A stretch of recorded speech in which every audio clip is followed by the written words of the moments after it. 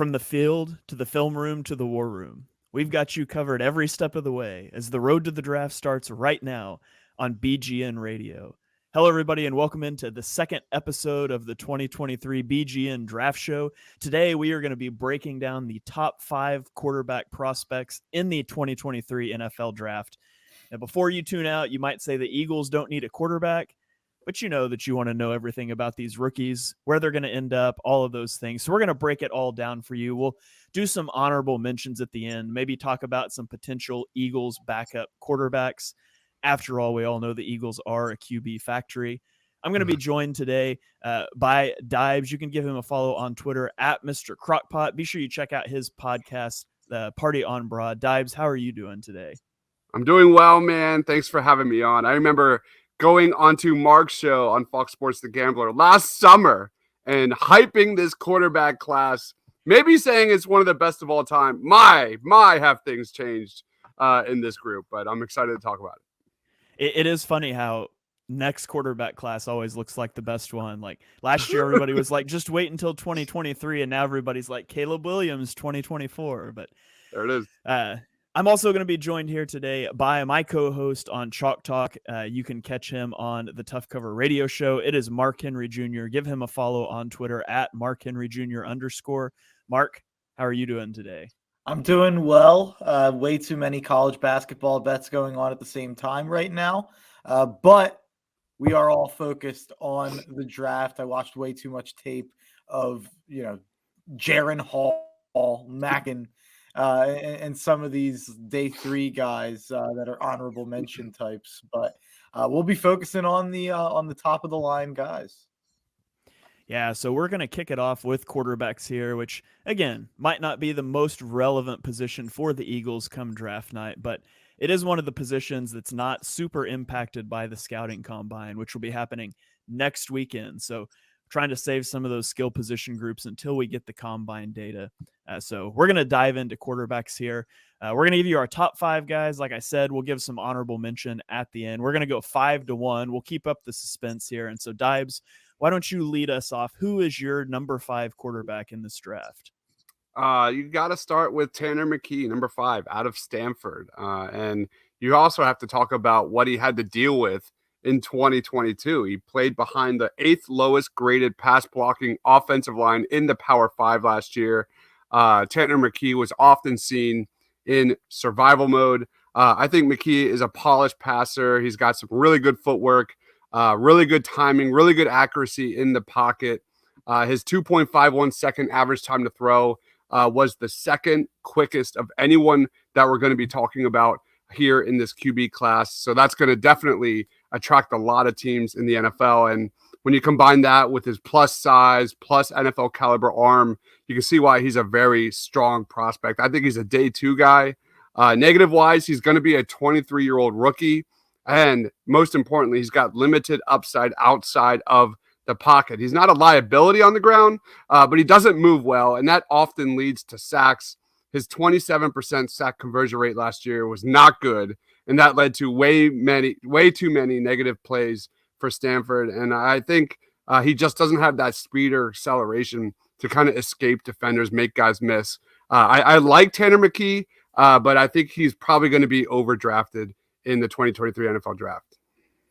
Yeah, so Tanner McKee, just outside my top 5. He was my number 6 guy, so I'll mention a few things about him here. He was a 4-star recruit coming out of high school. Deibs mentioned he's a little on the older side. He'll be just under 23 years old on draft night.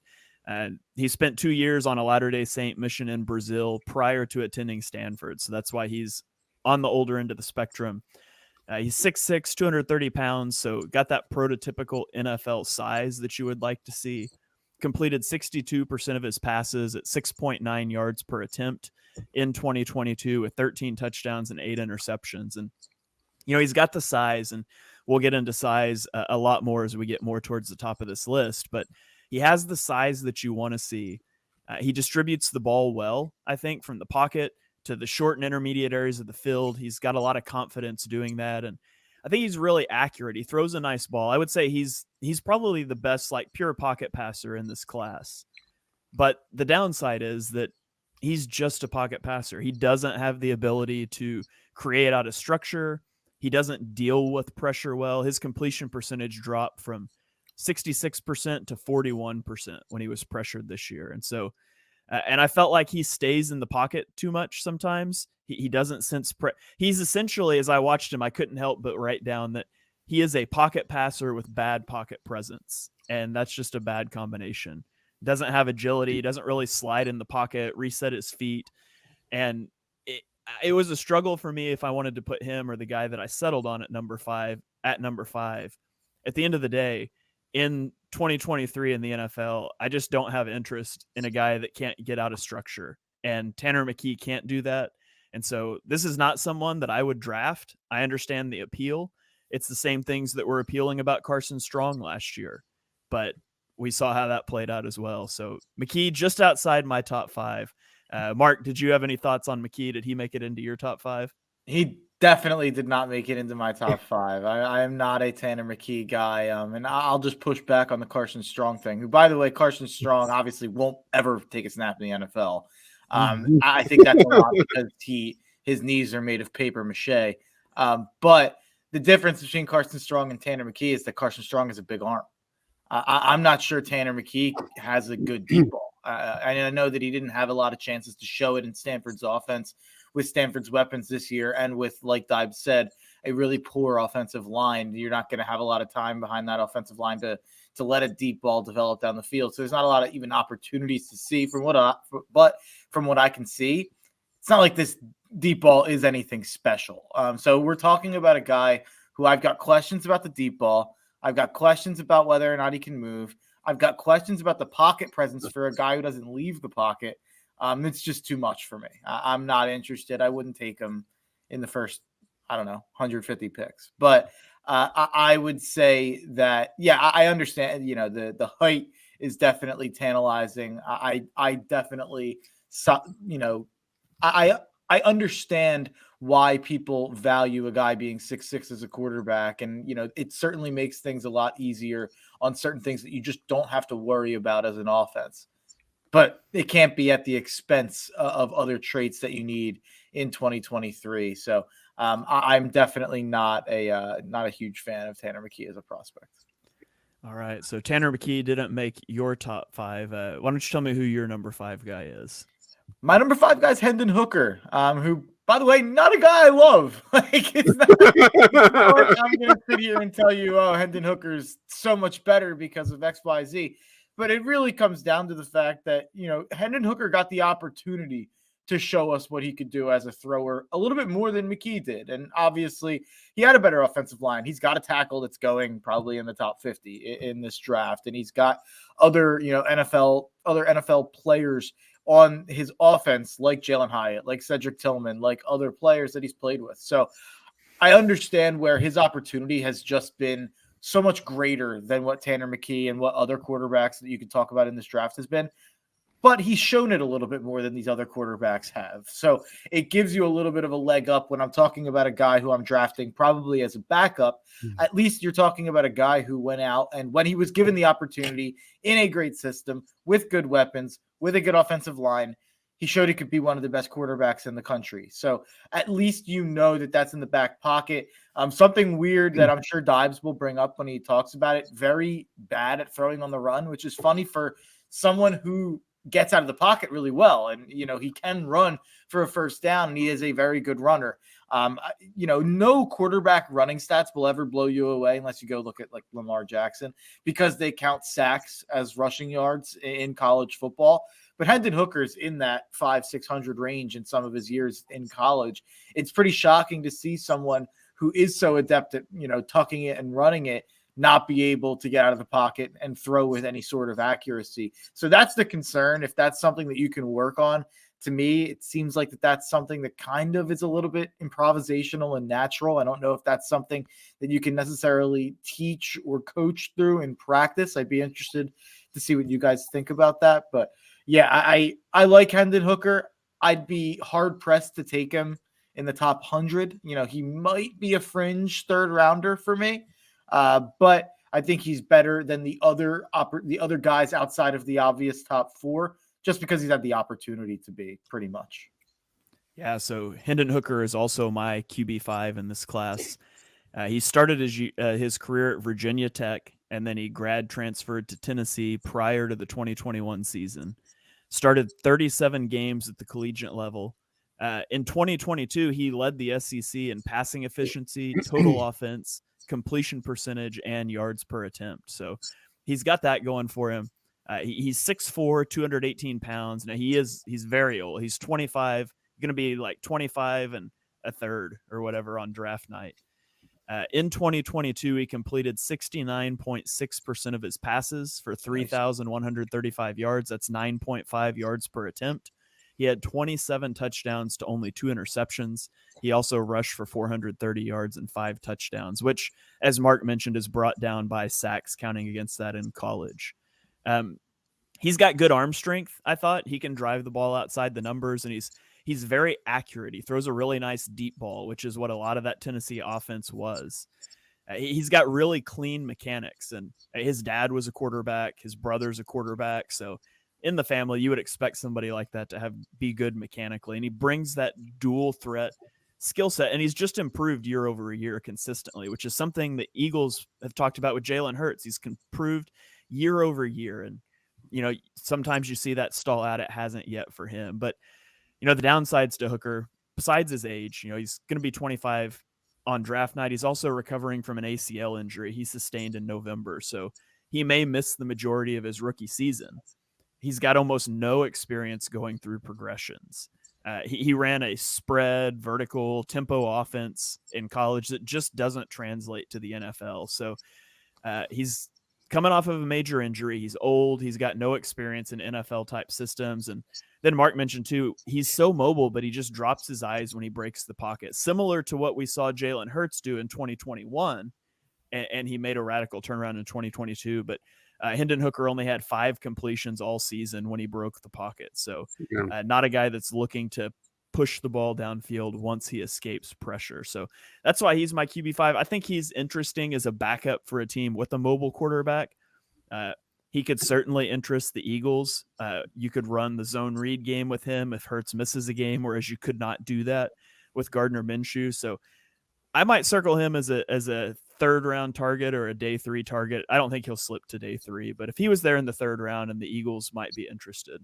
What about a potential Seattle landing spot for Hendon Hooker? I think that makes a lot of sense. If you're Seattle and you don't make that move in the first round, but you still want to maybe get a younger, I mean, he's 25, so he's not all that young, but you want to get a rookie in there on a rookie contract behind Geno in case things go wrong, or if you want to get a guy to you give Geno a 1-year deal, and then you go ahead and you get him ready. There's the opportunity for that. I think that's a good potential landing spot if you're a Hooker guy. Yeah, I agree with that as well.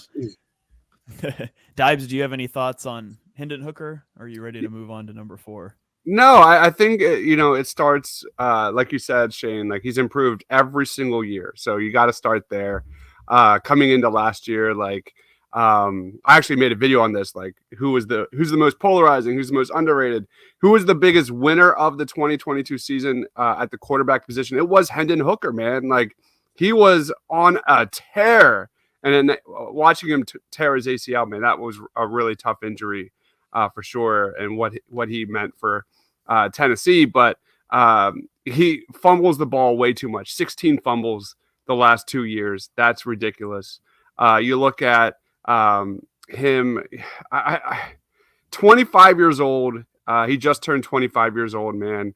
And he just has a torn ACL. That's a lot to get over, especially when you think about how much he has to overcome when it comes to just going through progressions and taking that next step as an NFL quarterback.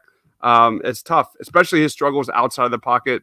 And those were the biggest reasons why he didn't make my top 5. All right.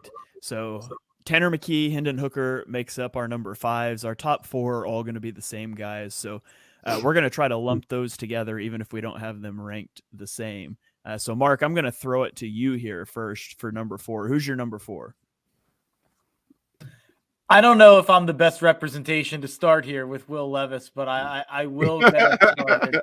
At number 4, he is not a guy who I have graded as a first-round prospect.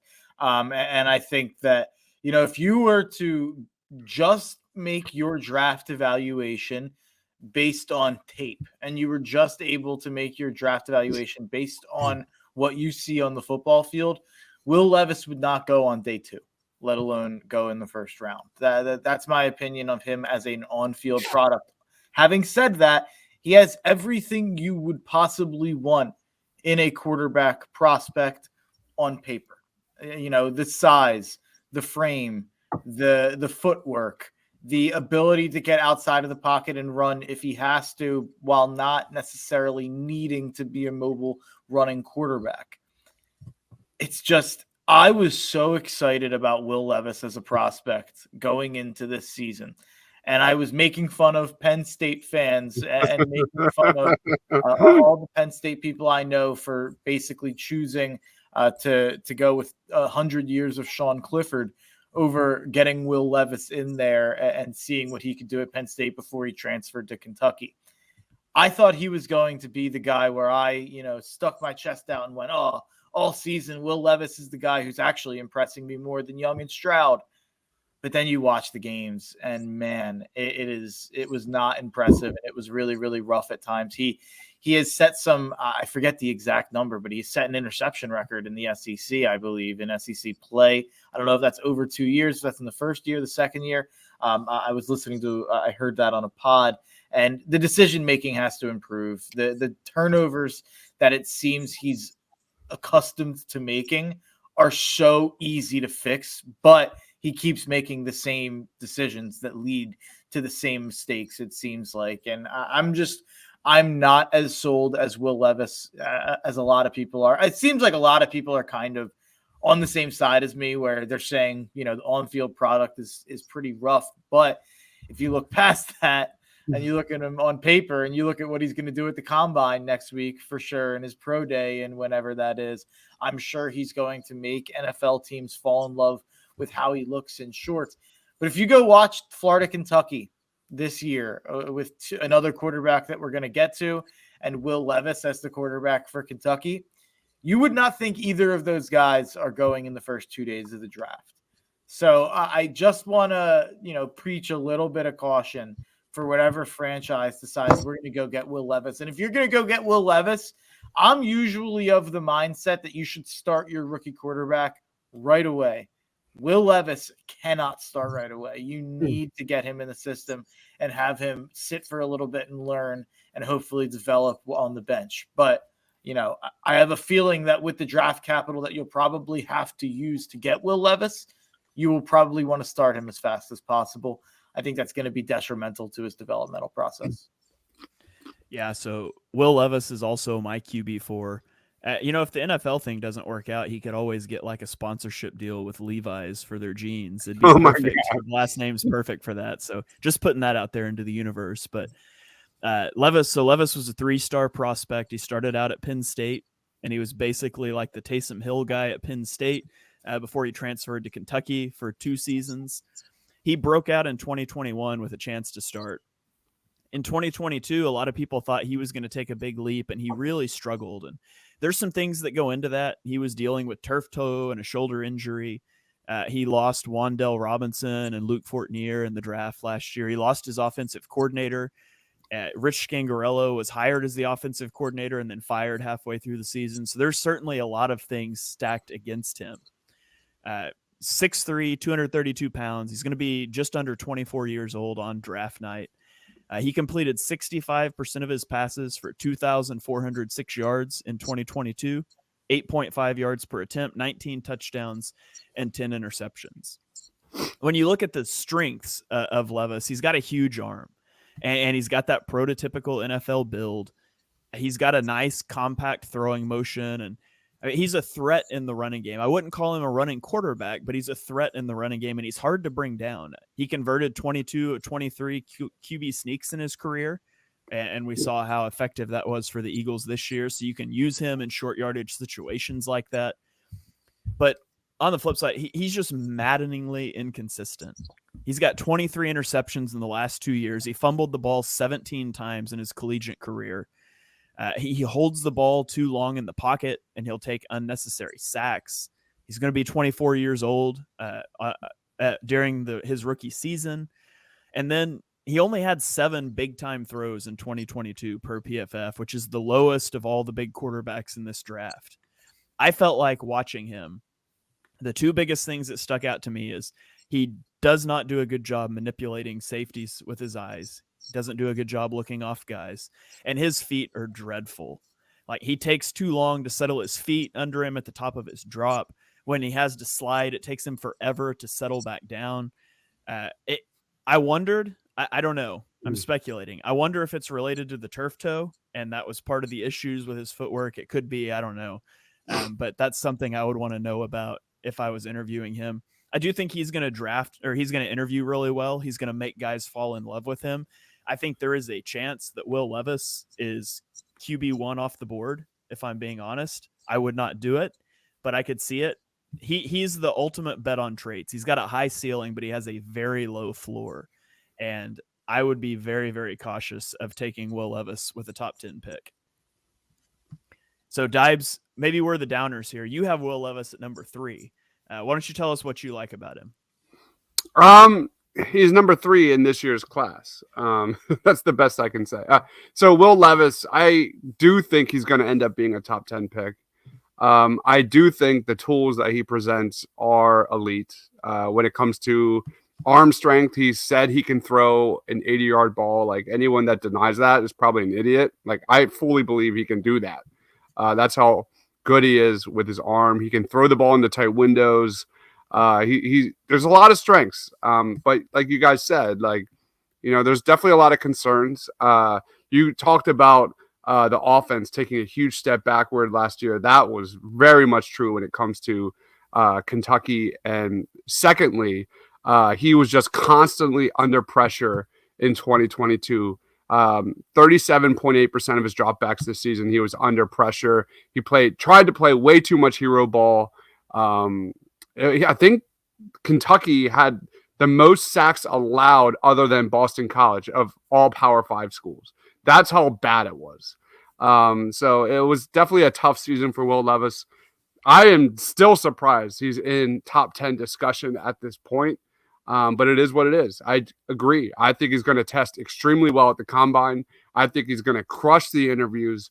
And I think at the end of the day, he's going to be overdrafted, just like my number 5. And it is what it is. I'm not high on Will Levis, but in this draft where it's relatively weak and there's no true superstars outside of like the top 3, top 5, like Jalen Carter or Will Anderson or Miles Murphy, here we are. He's a big time wild card and arguably the most polarizing prospect in this draft. All right. So that is Will Levis. Let's move on to the next guy here. He's going to be number 3 for Mark and I. He is number 4 for Deibs, and that is Anthony Richardson out of Florida. I'll lead us off on Richardson. He's a 4-star recruit. He was the number 9 ranked dual threat QB in his high school class. He redshirted, and then he appeared in 8 games. He only started 1 of those in 2021 before he took over as a full-time starter in 2022. So he's 6'4", 232 pounds. He's going to be just under 22 years old on draft night. He completed 53.8% of his passes this season for 2,549 yards. That's 7.8 yards per attempt. He had 17 touchdowns and 9 interceptions. He also rushed for 654 yards and 9 touchdowns. I think Anthony Richardson is the highest ceiling quarterback in this class. I also think he is the lowest floor of the top 4 quarterbacks in this class. Like, ultimate bet on traits. He's going to make or break your career if you're the GM and you take this guy. So let's talk about the positives first. He can throw from multiple arm angles and he can zip the ball all over the field. So you talk about that, with like the Patrick Mahomes, how he can drop the arm slot to throw around guys. Anthony Richardson can do that. And he is big and powerful. Like, he reminds me a little bit of Cam Newton in the pocket and out on the run. He can shrug off pass rushers. He extends plays well. He's very dangerous out of structure, and he's hard to bring down. He broke 39 tackles this season. So he's a stout guy. I think he throws really well on the move. In fact, I kind of think he throws better on the move than he does from a clean pocket. But on the flip side, he only threw 393 passes at the collegiate level.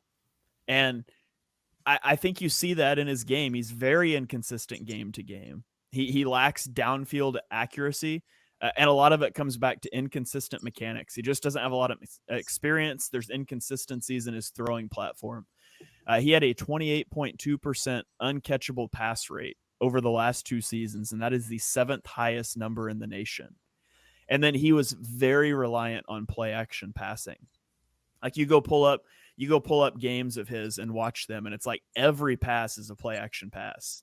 37% of his passes were play action this season, and his yards per attempt dropped from 10.7 to 6.1 when he didn't have play action. His completion percentage dropped from 57% with play action to 50% without play action. His QB rating dropped from 118 to 65. And so very reliant on play action. Very, very raw prospect. Like Mark said about Will Levis, you generally want to start rookies. And I think with his athleticism, you have an on-ramp where you can bring him in and start him. You just have to know that anything drop back passing is going to be a work in progress. This is a guy that needs to land in the right spot with someone who will take full advantage of his rushing ability and kind of slowly onboard him to an NFL passing offense. So that's my thoughts on Anthony Richardson. Mark, I'll throw it to you here. What were yours on Richardson? Yeah, he's one of the toughest evaluations, if not the most difficult evaluation I've ever had to make as a draft guy. And I just, you watch the Utah tape and you're convinced that he's a top 10 guy. Then you watch the next 2 games against Kentucky and South Florida, and you're convinced that he's not a first rounder. Then you go and you watch the Tennessee, the Vandy, the LSU game, and you're like, wow, this guy, has an argument to be the number 1 player in the class. And then you go watch the last game of the year against Florida State, which is one of the worst quarterback performances I've ever watched in my life. I bet on Florida State in that game and remember even I going into the game confident that Florida State would win and cover. I was shocked at how brutal Anthony Richardson was in that game and how brutal that Florida offense was in that game in general. And there's so many ways you could spin the Anthony Richardson conversation. If I were going to spin it one way, I'd say if Josh Allen didn't work out, we probably wouldn't be talking about Anthony Richardson as a first-round pick. If I was going to spin it another way, I'd probably say that if Malik Willis flashed last year and turned into some Justin Fields level phenomenon as a running quarterback, we probably would be talking about Anthony Richardson a little bit even more seriously as the number 1 pick of the draft, even though there was buzz about that the other day. But it's just so hard Trey to Lance. make an evaluation on this guy because there's so much positive, there's so much negative, but he is a legitimate threat in the running game in a way that there are really not many quarterbacks that we've seen in recent memory that have the ability to be as good of a runner as he is. And there's one part of me that, there's the inaccuracy issues that are quite obvious with Richardson at this point that are very concerning. And he kind of spikes the ball a little bit. There's a little bit of, Shane compared him to Cam Newton with the good traits. There's a little bit of the bad traits in terms of Cam Newton's throwing ability that weigh down Richardson as well. Some of the McNabb ability to throw the ball in the ground at the feet of the receiver. But then there's also a lot of people that are, quoting that 53% completion percentage. And I understand that is an embarrassingly low number. And for some, that's going to disqualify you as a quarterback prospect to be taken seriously. The only thing I'll say is that Billy Napier in Florida were running a bizarre offense this year at Florida where everything was either running or it felt like a play action shot play down the field. And they were so dependent on throwing the ball down the field. And I actually think that number should have been a little bit more like 58, 57%. If you go on tape and you look at some of the drops, you look at the way that they were calling that offense, I think that he was really put behind the 8 ball in a first year of a new coaching staff that was trying to coach Florida like they were Louisiana Lafayette.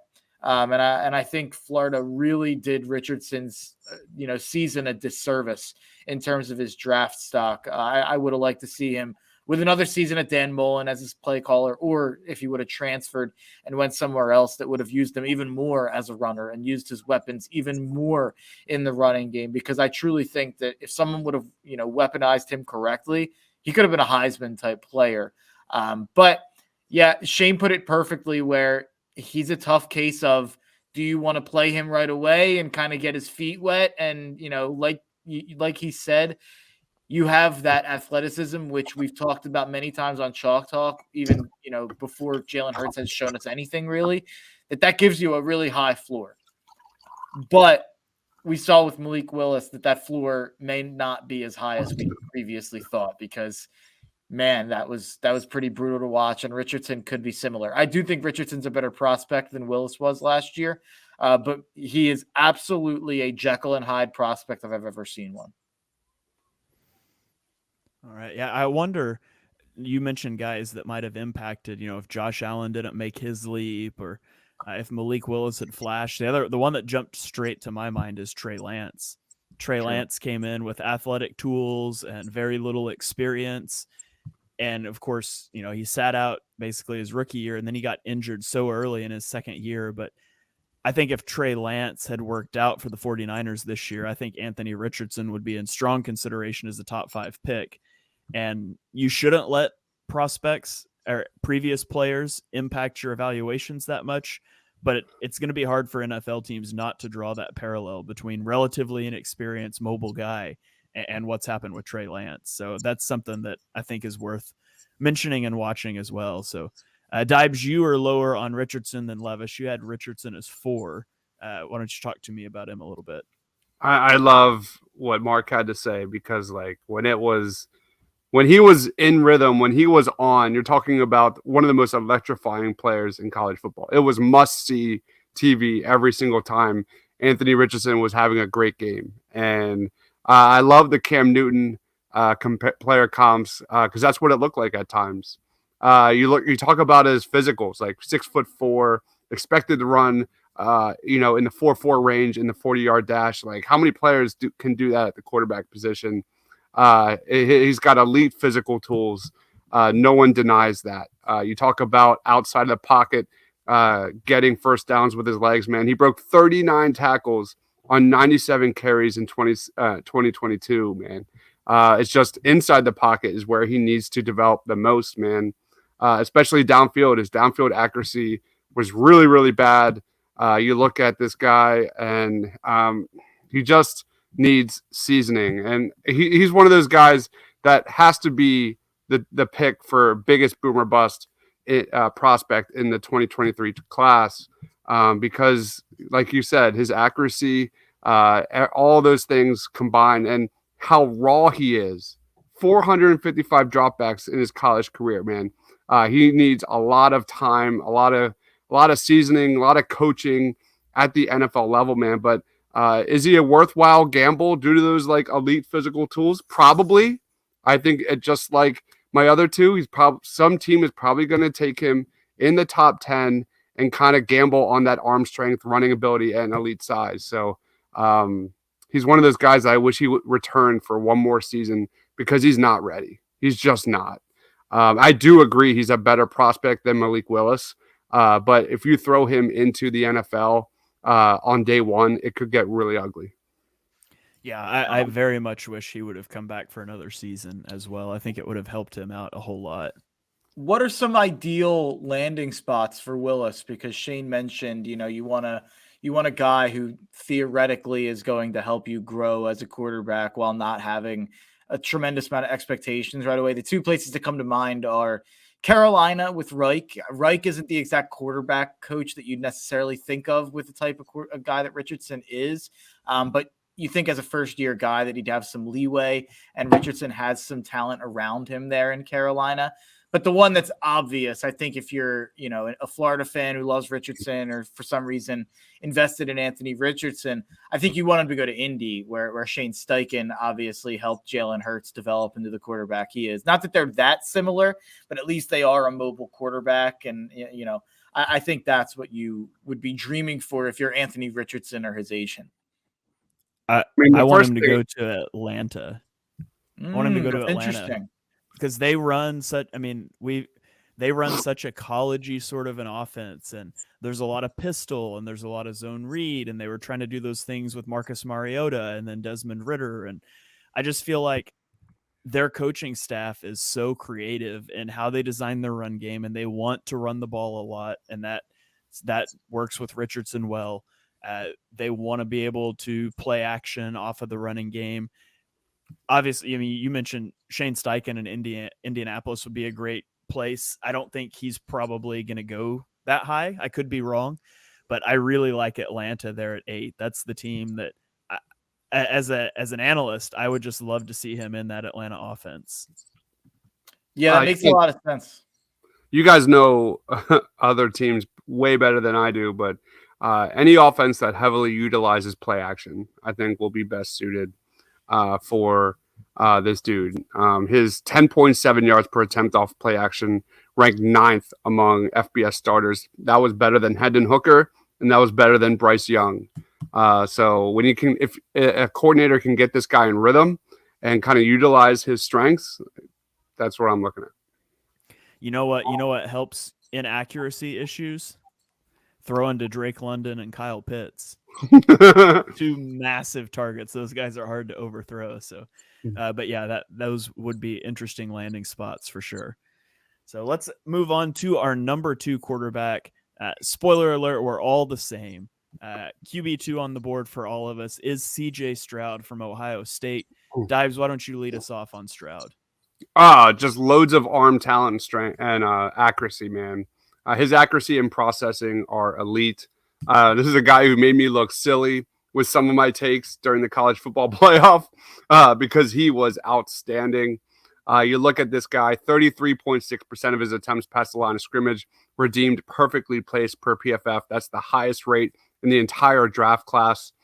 His 26.7% rate of perfectly placed balls since 2021 leads all FBS quarterbacks, man. So inside the pocket is where CJ Stroud wins. That is what this guy is all about. His accuracy on every level of the football field, his feathery touch, incredible touch is just incredible. He does a great job just layering balls over the middle area of the field. When it comes to concerns is the fact that he really struggles outside of the pocket. This guy had a 36.8 passing grade under pressure, and making accurate throws on the run was really hard for this dude. So that's definitely an area that I will be looking at the upcoming combine. But I think CJ Stroud is probably going to be a top 5 pick. And I think he's a solid prospect. He's definitely a tier or 2, probably over Will Levis and everybody else in this class. I think CJ Stroud, where it counts, is got a lot of talent. Yeah, so he's a 4-star recruit. He was the number 2 pro-style QB in his class. Redshirted in 2022, and then he started 2 seasons. He was a Heisman finalist in both of those seasons. He became the first player in Big Ten history with back-to-back seasons of 30-plus touchdowns, and he actually had 40-plus touchdowns in each. So he didn't just set that record. He shattered that record. He's 6'3", 215 pounds. He's only 21 and a half. Completed 66.3% of his passes this season for 3,688 yards, 9.5 yards per attempt. He had 41 touchdowns to 6 interceptions. I think Dibes nailed his strengths. He throws with anticipation. A lot of times the ball's out of his hand before the receiver's out of his break, which is something that you want to see because those windows get smaller in the NFL. He's been playing with NFL receivers his whole career, but he hasn't been throwing against NFL cornerbacks. And so the fact that he can anticipate those, make those throws, that's huge. He's good at manipulating coverage with his eyes. He had 29 big-time throws in 2022 per PFF, which was the most among the Big Four quarterbacks. And one thing that's impressive is at the line at Ohio State, a lot of times I thought he was calling his own protections. He was calling audibles, those sorts of things. He's got very good command of the offense. But the weakness is he just didn't play out of structure. He just didn't do it.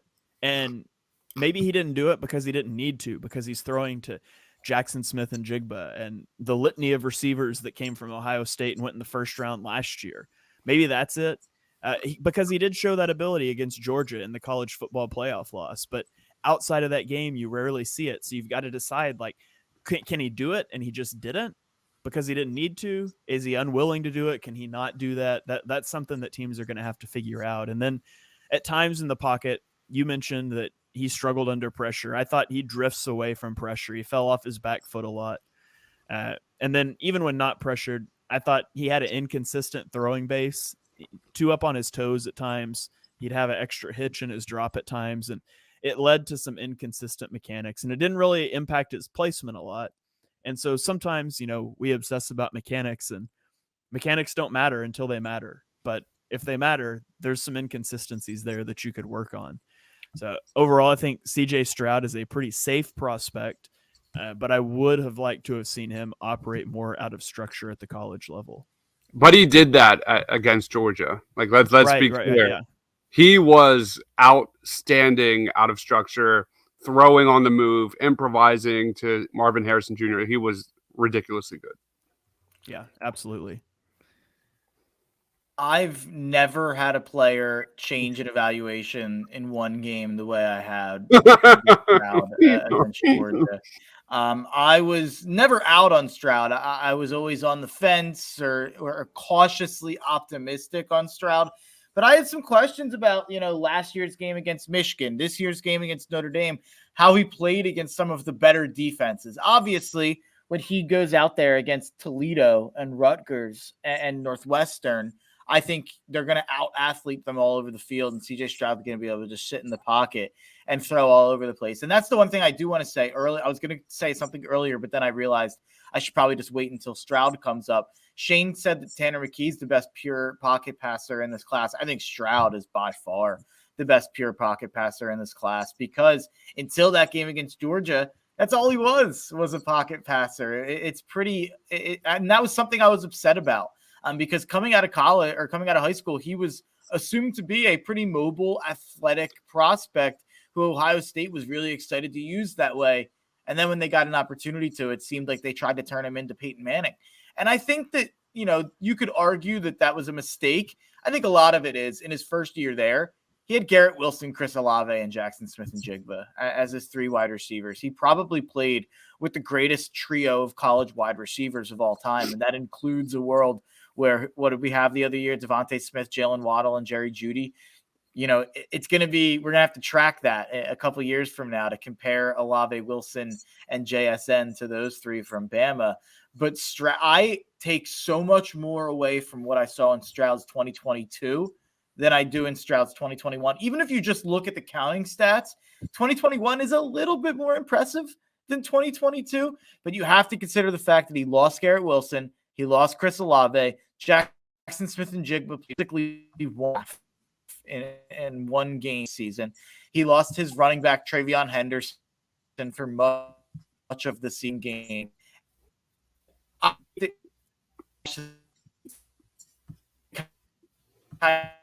Elite weapons like he did his first year at Ohio State. So our conversation about Stroud, if he didn't show some of the stuff he showed me down the stretch this year, and especially in that Georgia game where he showed so much in terms of his mobility and getting out of the pocket, making a huge throw on the run. And I think that I'm choosing a little bit to say, you know what, you showed me you can do it, so you clearly can, instead of questioning why I didn't see it more. I'm just going to assume it's because he played with such elite talent at wide receiver, such elite talent at running back, and the fact that he has two offensive tackles that are probably going in the top 50 this year, including one guy who's probably going to go in the top 15 to 10. So I think that a lot of it was just the fact that he didn't need to in terms of his mobility outside the pocket. I think he will have that ability at the next level. So that's why I think he's a fringe top 5 prospect in this draft. Yeah, that's the big question with him. Could he and he just didn't? Or I don't know, because you look at one game and crazy things happen in one game sample sizes. I remember Nick Foles in the Super Bowl, right? And 2 weeks earlier, it was like, should they bench this guy? And, these one-off performances, it's scary to bet a top 2, top 3 pick on a one-game performance. And he was so good in the pocket. all season long. If he had played a little more like that Georgia game, he would be QB1 in this class for me.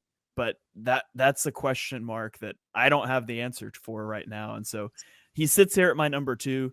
It is closer. I think I'm closer with 1 and 2 than a lot of people are, though.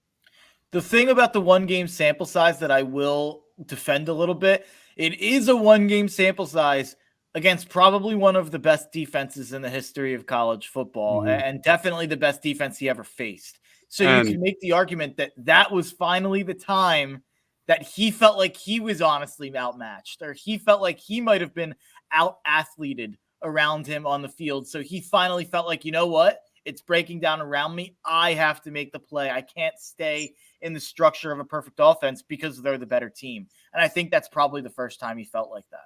And I do just want to point out, just to throw it out there, that that game, the Ohio State offensive line was sensational in that game. They limited Georgia's defensive line to very little pressure on CJ Stroud.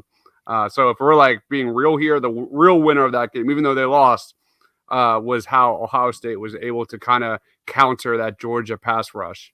But I just wanted to throw that out there. That's important to note. We'll nerd out. We'll nerd out over Paris Johnson and DeJuan Jones. Yeah, I can't wait. All right, well, let's move on to number 1. It is unanimous. Our QB1 in this draft is Bryce Young out of Alabama. Mark, why don't you lead us off and talk about Young? Yeah, Bryce Young is my number 1 overall player in the class. A lot due to positional value, which is maybe something we can have a conversation about. But the footwork of Bryce Young is what sets him apart. The reason that I fell so in love with Tua as a prospect a couple years ago was because of the footwork. And I don't know if that's something that that's in the water in Tuscaloosa, where they just get those Alabama quarterbacks to have fantastic footwork. But I'd argue that Bryce Young, we were having a conversation in our group chat about kind of comparing the last couple years of prospects. And I was comparing Bryce Young, who I have as the number 1 prospect in this class, to some of the prospects of the last couple of years. And he wasn't, one of my 5 best quarterbacks of the last 5 or so years. But if I was to say what is his skill that is on par or above the Trevor Lawrences, the Tuas, the Justin Herberts, even for me, you can throw Lamar in because I was very high on him, and some other of names that have went in the top 5 or that I have had a really high grade on as a quarterback, is his poise and his footwork in the pocket. There was a play, I think it was against LSU this year, where he was just making guys like Perkins, guys like BJ Ojulari run around in circles. And these are guys who are going to be really good players at the next level. It's not like he was doing it against, an FCS opponent or Vanderbilt. He was doing it against one of the better defenses he'll see. And you'll see a lot of that. And obviously a lot of the highlights you'll see from Bryce Young's season this year are against Tennessee, which almost you have to take with a little bit of a grain of salt because that Tennessee defense was so porous. But you look at on the whole, anytime Alabama got in a hole, anytime Alabama got in some trouble, which they did this year, because this year's Alabama team was not as necessarily talented around the Bryce Youngs and the Will Andersons as we've seen in years past. And I think it forced Bryce Young to show us a little bit more of what he could do on his own. It forced him to sort of create for himself and create for others in the passing game. And down the stretch in that Tennessee loss, down the stretch in that LSU loss, and down the stretch in some of the wins that he had that were closer than they should have been, Arkansas comes to mind. Texas A&M comes to, or I don't know if it was Texas A&M, but some of these other games come to mind where Alabama got in a hole and he immediately brought them back and did exactly what they needed to do. Got out of the pocket, made the big throw down the field, check down to the open guy. I just think this is a guy who's a big time player. And I think he's a unicorn. And I'm sure Shane's going to talk a lot about that, about his size and about his height and about the percentiles. And I understand all of that, but he did this at the highest level in the toughest conference to play in college football against some of the best pass rushers in this draft and the best pass rusher that I just mentioned in Perkins for next year's draft, and some other excellent pass rushers we'll see go off the board in the first round of next year's draft. And he was the best player on the field every time he played against any of them. So there's just a little bit of this that's, I'm a little bit of a college football snob, and when I watch a guy for 2 years very clearly be the best player in college football, it's hard for me to take some of the concerns all that seriously when we have seen guys like Kyler Murray and Russell Wilson and others have success as an undersized quarterback. And I know that some of the scenarios are different. Some of the height, the weight, some of the things are different with Young. He is extremely small. I'd be lying if I said that there isn't some injury risk that is inherent with a guy of his size. But if you're grading out based on the skill on the field, man, he is a really fun watch in terms of evaluation. He's just such a smart player. All right, Dibes, why don't you talk about Bryce Young, and then I'll wrap him up for us. Yeah, I agree with everything Mark just said, man. Inside the pocket, outside the pocket, this is a guy who just checks off so many boxes with his arm, with his legs.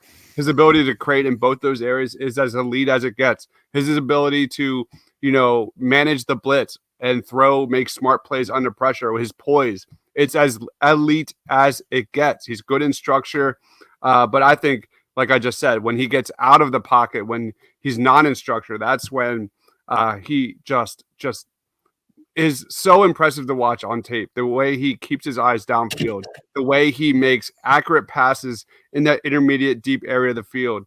He just is so impressive. You look at this guy as an elite deep field threat. He has a PFF passing grade on deep throws of 95 in 2022. That was better than his short and intermediate passing grade. Again, just elite processing ability. He can make defenders miss when he's out of the pocket. He can hit guys in stride at all three levels of the football field. And I agree, Mark, like he's small. He sits back really deep in the pocket because of those size concerns. He can leave the pocket a little too early at times as well. So it begins and ends with his size. But it's a shame too, because like if he was like 2 or 3 inches taller, we'd probably be having a completely different conversation right now. So you also have to kind of point out the talent at Alabama, man. His average time to throw last year was 9th most in college football. So there is that. But he's a top 5 prospect for me. He's not number 1, but he's top 5. There's so much to love about Bryce Young.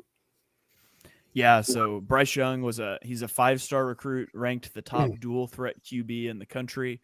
He was a 2-year starter for Alabama. He's the 2021 Heisman Trophy winner, 2-time All-American, and he left Alabama after 2 years, 2nd in career passing yards and touchdowns. He's 6 foot, 194 pounds, just under 22 years old. In 2022, he completed 64.5% of his passes for 3,328 yards. That's 8.8 yards per attempt. He also had 32 touchdowns to 5 interceptions. He rushed for 185 yards and 4 touchdowns. When I watch him play, he diagnoses coverage so quickly, and he knows exactly where to attack the defense. He has answers immediately for whatever the defense throws at him. He shines playing out of structure. Like, he will routinely create a second play if the first one doesn't work, just by his mobility and his escapability. And he's highly accurate throwing to all areas of the field. He can drop the deep balls over the shoulder. He can hit opposite hash outbreakers. He can hit timing throws in the short game. The thing that's crazy to me is he's so comfortable throwing middle of the field from the pocket, which is not something that you see of quarterbacks his size. You think about the NFL, you think of like Russell Wilson and Kyler Murray, and I did like the quarterback heat mapping stuff. And Kyler Murray and Russell Wilson were 2 of the bottom 3 quarterbacks in terms of percentage of their passes attempted in the short and intermediate middle area of the field. Bryce Young's so comfortable throwing there, even though he's only 6 foot tall. But his size, unfortunately, like that's the only negative in his game. And it sucks that we're there, but that's the reality. He will not be on the board for every team due to his size. He is 4th percentile among quarterbacks in height, 0th percentile in weight. And yeah, Russell Wilson is smaller, 5'11", but he's 204 pounds. Bryce Young's 194. Kyler is 5'10", but he's 207. These guys they're thicker, and they're going to be more able to sustain contact, I say, as Kyler Murray's coming off of an ACL injury. But I think that one was non-contact, so we're going to throw that out. It was. The only hole I can find in his game, and it's nitpicking, is, and Dibes mentioned it, he takes very deep drops in the pocket, and presumably that's for vision. And so that makes his offensive tackles a little more vulnerable to the pass rush. But honestly, there's not flaws in his game. It's just his stature. Is he going to be able to survive in the NFL where everybody's bigger, everybody's faster, everybody hits harder?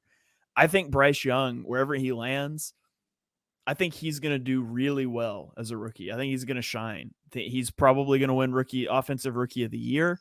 That's not my concern. My concern is in year 3, year 4, as hits begin to pile up. Is Bryce Young going to survive into that second contract? Because, quarterbacks are playing longer than ever.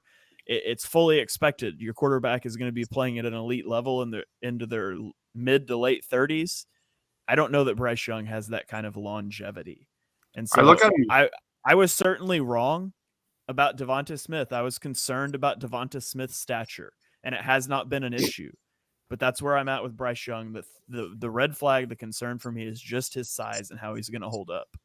You look at Jalen Hurts, and there are some similarities, at least when it comes to Bryce Young will need a coordinator that can put his strengths and maximize those strengths. But Jalen Hurts is an inch shorter than Bryce Young, and he's 30 pounds heavier. It's probably all in Jalen Hurts' legs. But maybe, what do you think, Shane? Like a thinner version of Tua? Is that fair? Yeah, that's probably fair. And the thing too is, and this is the thing people said about Devonta Smith too, you get him in an NFL weight program, you can put on some weight, whatever. He's at Alabama. He's got access to the same level of nutrition and weightlifting coaches. It wouldn't surprise me if he weighs in over 200 at the combine, because he's just going to be shoving down ice cream sandwiches and peanut butter and jelly between now and then. I don't think he can play. I think if he could play over 200 and retain that athleticism, he would have done it in college. I just don't think his frame can hold that. And so that's the concern for me. If he was coming from a second-tier program at that size, I'd be like, yeah, they could probably pack on some weight and stay athletic. I just don't think he can do it. I think he's about maxed out in terms of the weight that he can carry while he still stays athletic. I think Tua is a good comp. I think there's a lot of Tua in him, but I do think that there's a lot of Kyler in him as well, in terms of, I know there's 15 pounds difference, but I don't think it's crazy to say you could put on 5 to 10 pounds. I think that that's realistic. And just in terms of aging naturally, hey, I've gained 5 to 10 pounds over the last couple of years in a similar age. That whole it's all muscle, right? Huh? All muscle, right? yeah. You've retained your athleticism. Has nothing to do with ice cream sandwiches, as Shane would put it. But yeah, no, I'm joking. I just think that, there's a pretty good chance that he ends up, in that 195 to 200 range. And if that's the case, we're talking about a 10-pound difference from Kyler, and pretty close to Tua. So I think there's a lot of crosses between Tua. I think he's a cross between Tua and Kyler. He's less of a runner than Kyler, but a lot of similarities in terms of how he escapes in the pocket. Which I think is something you want. You want him to escape the pocket. You don't necessarily want him to be a big runner at that size either. You don't want those hits to accumulate. Yeah, for sure. All right. So there it is, folks. That wraps up our top 5 quarterback rankings. Just to recap here, we were unanimous. Bryce Young, number 1, CJ Stroud, number 2. At number 3, Mark and I had Anthony Richardson. Dibes had Will Levis, and then those were flipped for number 4. And then at number 5, Mark and I had Hendon Hooker, and Dibes had Tanner McKee. Before we get out of here, though, you guys watch a lot of quarterbacks. Is there anybody out there that just missed your top 10 or your top 5, a favorite day 3 prospect? Anybody you want to give a shout out in an honorable mention? Mine was Tanner McKee that just missed, but I already got to talk about him. So I'll throw it to you guys and see if there's anyone you want to shout out. I'll start off with Dorian Thompson-Robinson. He's a day 3 undrafted free agent kind of guy. He's a 4-year starter, has some really intriguing projection at the NFL level, really quick release, gets the ball out fast, really good arm talent. If you watch this guy, he puts a lot of zip in his passes, solid at making throws out of the pocket as well, and does a really good job of keeping his guys downfield when he's out of that pocket. He's a dual threat kind of quarterback.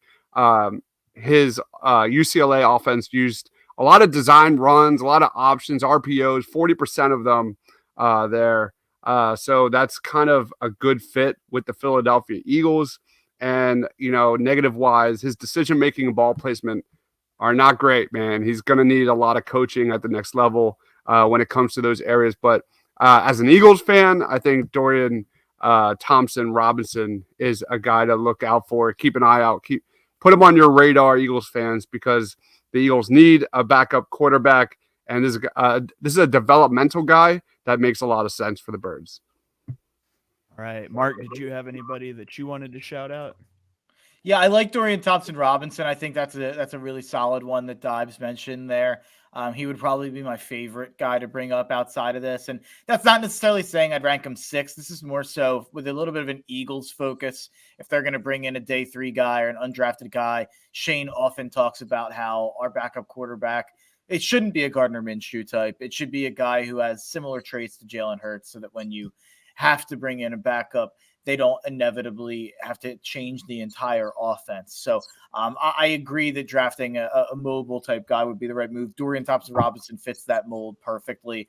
I would look at Jaren Hall. Jaren Hall is a guy from BYU who just has a lot of mobility, and he'll take shots down the field. His yards per attempt were pretty high. 8.4, 8.7 in his 2 years starting at BYU, while also having 64% and 66% in terms of his completion percentage at BYU. So I think Jaren Hall is an interesting name to watch out for. But probably my favorite one outside of DTR would be Max Duggan. Max Duggan at least showed the ability to play in big games at TCU in the playoffs. So if you draft him as a 5th, 6th round guy, and he has to be your backup due to cap issues at other positions and needing to devote resources elsewhere, I don't think that'll happen. The Eagles take backup quarterback pretty seriously.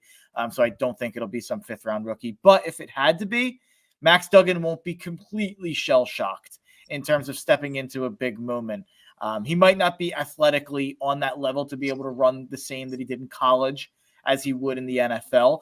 But for 4 years, he was a game manager who kept interceptions in the single digits, while also flashing the ability to run for 300 to 500 yards per season. So I'm not a huge Max Duggan guy, but I think that it's pretty likely he sticks at the next level as a backup. And this is also a dumb little footnote. He did the media tour in the weeks that he was in the playoffs, did a bunch of pods that I listened to. Seems like a good guy. Feels like he feels like he'll land in a quarterback room. The starter will like him. They'll keep him around. He seems like he'd be an easy, coachable guy. Seems like he loves football. So there's some dumb football guy notes there for Max Duggan at the end. Yeah, being likable, very important as a backup quarterback. Doesn't necessarily matter as a starter. Out of a job. Yeah, it doesn't necessarily matter as a starter. You can be a tool as a starter as long as you're good. But if you're going to be the backup, you probably got to be pretty likable. So.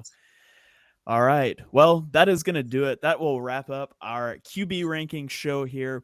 Again, we know QB not the biggest need for the Eagles, but now you guys can talk intelligently at your draft parties or whatever you do about the quarterbacks as they come off the board. And we will get through every position group before the draft. So we'll get into some groups that are more relevant for the Eagles. Up next, we're going to be talking about offensive linemen. Another position that isn't super combine reliant, but then we'll have the combine data and we can start to get into edge rushers and skill position, corners, all those sorts of things that are a little more relevant for the Eagles draft needs. So thank you guys for tuning in. I hope you enjoyed the show. If you do, be sure you click that subscribe button, give us 5-star rating and reviews on Apple Podcasts or Spotify or wherever you listen to your podcasts, and keep it tuned here to the BGN Radio Draft Show for everything you need to know to get ready for the 2023 NFL Draft.